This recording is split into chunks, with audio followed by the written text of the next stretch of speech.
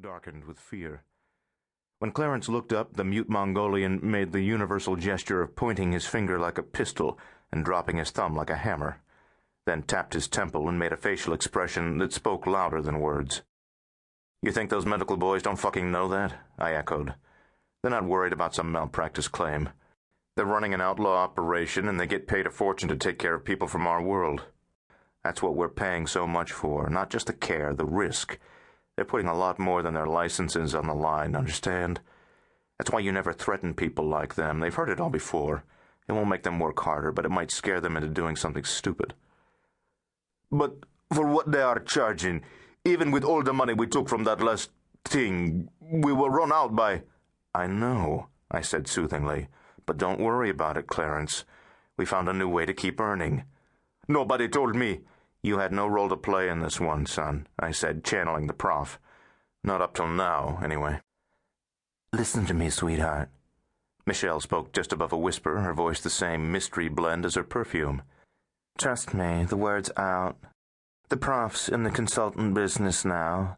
Any serious thief playing for a retirement score would want the master to check over the plans, make sure there's no flaw. But they wouldn't expect a face-to-face. So the Prof's got a front man for that. Get it?" "Yes," the Islander said, looking over at me and nodding. "But how is that going to bring in the kind of money we—" "It already is," I cut him off. "Got more business than we can handle. We're even ready to have you start working back up, too, if you want." Clarence opened his mouth to say something, but Max just shook his head.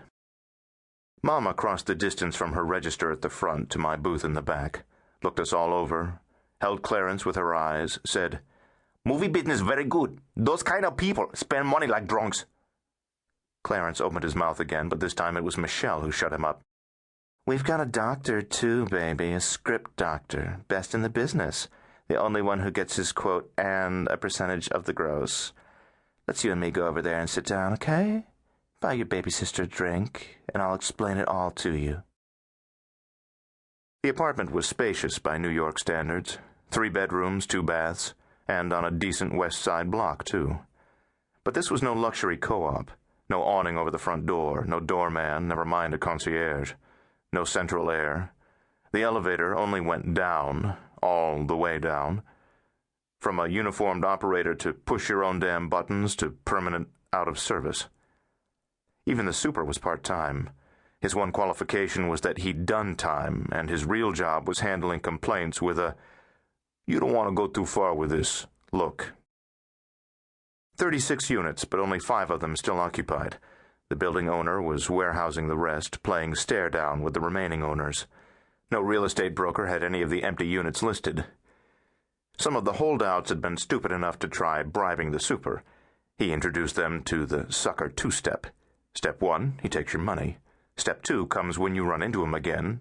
A blank look, like he's never seen you before. When it comes to bribery, citizens are out of their league. Even in this everything-for-sale pest hole of a city, you can't run to the cops when the guy you greased doesn't do what you paid him for. That would be like a loan shark suing you for missing a payment. We paid the super for access to the apartment, not a bribe, payment for a service. He didn't try his look on us. It's our kind he learned it from. He wasn't a genius, but he was smart enough not to confuse us with citizens. The cell phone in the right-hand pocket of my jacket vibrated. My clients were on their way up the stairs. I nodded to Max. He opened the door just as they were about to push the disconnected buzzer. The doctor was in. There were 3 of them, nice business suits, nothing too flashy. I knew the head man by rep only. He may have looked like a pita pocket overstuffed with suet, but if crime was a dance, he had the moves of a tango star. The other 2 could have been his partners, or crew members, or undercover cops. The way we had it set up, it didn't make any difference. Any tape they walked away with would be about as useful as a Vietnam body count. My work table was a rough-hewn slab of wood with fold-up legs. I gestured for them to sit wherever they wanted. Canvas directors' chairs were the only option. Nobody offered to shake hands. As I leaned back, Michelle swiveled over. All they saw was a blonde in a red latex derma-sheath skirt and a padded bra threatening a stretchy top, if they even looked high enough to see the blonde part. She held out a tray of plain glass ashtrays. The guy to the